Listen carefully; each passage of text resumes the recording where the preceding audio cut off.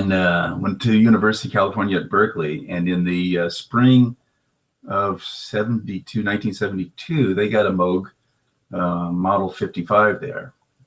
So they brought all of us who were taking music history downstairs to see it. And they let us in the door, and it was at the other end of the room, and we weren't allowed to get close to it. It's like, this is for graduate students only. You guys can't touch it, but you can come in. We're like 20 feet away from it to look at.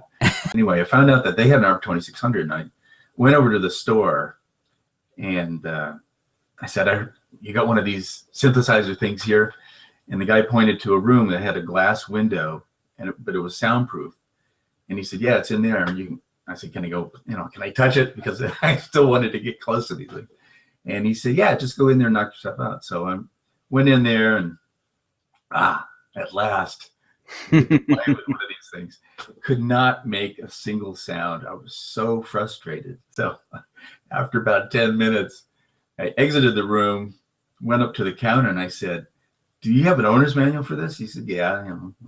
I said, I'll buy it. Can I buy it from you? And I think he charged me like $5 for the manual. And then get back to where we were staying, and I took the manual out, and I would read, and I make notes on a separate page, and read. And after a couple of nights, the next day I went back, saw the guy, hey, can I go try it this time? I went in there, and voila, I got it to sound. I was so happy. That first ARP manual, that 2600 manual, it was a phenomenal beginner's course, I think.